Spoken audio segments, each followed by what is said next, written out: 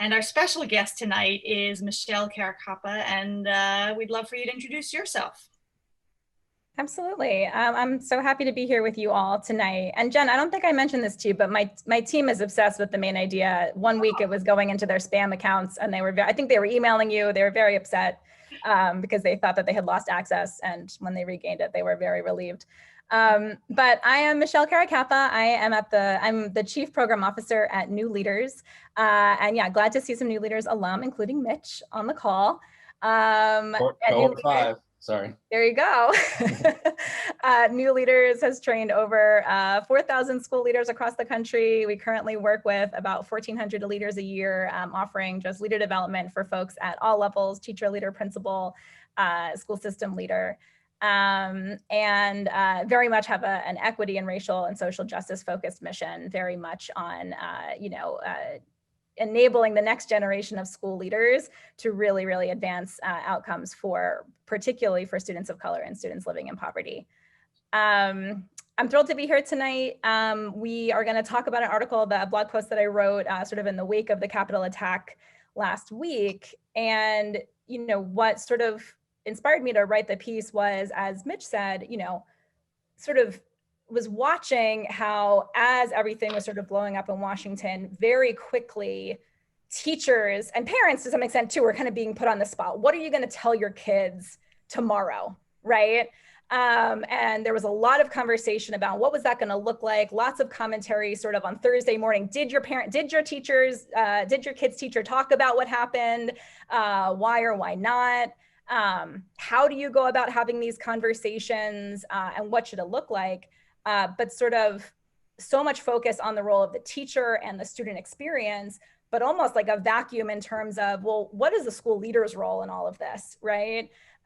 What sort of practices should school leaders be thinking about, or what advice or guidance do school leaders need to actually, make sure that these conversations are not just happening, but happening well and effectively, or even happening at all, right? In places where that muscle has sort of not been built. So the hope tonight is really, I see people are at different levels and different sort of roles, but really thinking about sort of, no matter what role you're in, what are the conditions that a school leader can use to sort of enable and enact these systems and structures across the school, so that we actually can have conversations about events that are happening in real time, so that we actually are able to support our student body through moments of crisis, moments of trauma. So I'm excited to dig in with you all today. We're going to spend a couple minutes, just have a couple questions from Michele before we get into a whole group Padlet. Michele wrote this piece, and so Michele is the Chief Program Officer at New Leaders. And, as she said, they have trained and supported over 4,000 leaders over the years. And so Michele, New Leaders, the network consists of thousands of leaders, school leaders and district leaders.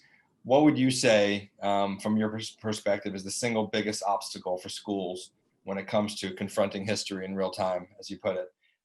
In other words, what gets in the way? So I think there's sort of an answer that I think jumps out, and then I think there's maybe an answer that's a little bit below the surface. And what jumps out is, I think oftentimes we're operating from a place of sort of fear, of being too political, of wading into these waters and sort of like, what is the backlash going to be? What are the consequences going to be? And does that sort of sense of fear sort of stop me? And I think that the reality there is, right, whether or not you say something, you've already made a choice to be political, right? Not saying something sends a message. Allowing conversations to happen throughout your school haphazardly versus having a really planful, thoughtful approach sends a message, right? And so I think my thought there is, what does it look like for school leaders to really overcome the fear, plan for the pushback? You're going to get pushback. A lot of you talked about a sense of discomfort in your communities, or that, you're in a place where maybe you're further along than the parent body that you're serving, right? You're going to get parental pushback, but what does it look like to sort of really stay true to what you believe and your students need in that moment, and be able to sort of persist and confront issues of racism within our society, within our schools, so that we actually can have the conversation. But I think the second piece, which is maybe it's as out in front, maybe it's not, is I don't know that schools or school leaders necessarily think this, like, they question, is this my job? Right? We know academics is our job. We know caring for our community broadly is our job. We know in the midst of the pandemic, so many of you have been on the front lines, getting food to families, ensuring connectivity, getting devices into hands. You've been doing so many jobs. And even in the best of times, the principal job can feel somewhat impossible and unsustainable. Like, that is very real. And so then to say that actually, this is your job as well, right? To really have these rich discussions, to be able to sort of organize your school around issues like this, the same way that maybe you've been trying to do so in terms of food distribution or teaching and learning. Like, what does that even look like to wrap your head around that? And so I think it requires a bit of a paradigm shift in terms of how do we actually think about the role, and how do we think about our own responsibility to our school community, so that we can sort of have a plan in these moments. That's great. Thank you, Michele. I remember reading something recently to your first point about fear. It's the thing that you fear the most is the thing that you need to do next, which is just an interesting way to just define fear. And this next part about that you're talking about all the things on the plate of a leader, and there are so many. It sort of brings me my next question is about there's this sort of tension of the question is, how do we manage the tension between responding with urgency to various dramatic and traumatic events that our kids and communities and the nation are experiencing, while also addressing sort of long-term needs for ongoing school discussion and conversation. So in other words, we don't want to wake up on January 7th and all of a sudden have to decide, how am I going to respond to this? And then, 6 months later, something happens. So it's really a question about sustainability, I think. Yeah.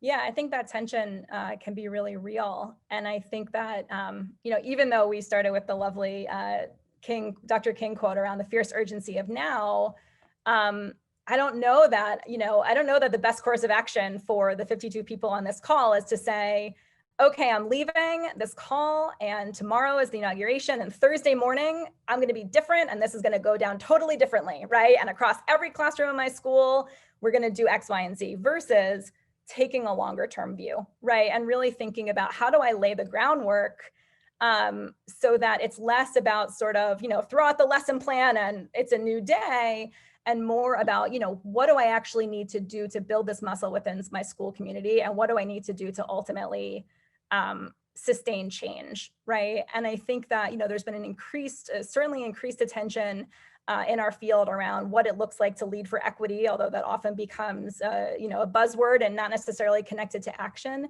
But I'm thinking about, in my organization, we've been talking a lot about the difference between, sort of like sprinkling the equity on top. I think this might have come from Learning Forward or another peer organization, right? Am I sprinkling it on top, just sprinkling the equity, a little bit of equity over here, or am I truly baking it into the fabric of everything that I'm doing, right? And I think that longer term approach, really thinking about, what do I do as a principal to sort of assess my staff capacity to lead conversations like this, right? If I can really honestly look at my teacher's ability to have conversations that confront hard truths, right? I might want to start there, as opposed to sort of saying, new plan, everyone's having these conversations, here are your talking points, right? I might want to start with, where do I see strength within my school community? How do I get folks in a place where they're sharing resources? How do I think about, who do I want to, sort of have these conversations with kids? Is it everyone's having it in their classrooms, or am I gathering up sort of the teachers who I think are best prepared and, leveraging virtual remote learning and technology to have a whole school seminar or something like that? Michele, I just want to add that point about leveraging strength also speaks to the fear part. When you realize that you're not alone and that you have staff that come with these strengths, it is empowering for leaders, I think, to recognize that you have a team of people with you, right? And also does increase the chances of sustainability. Absolutely.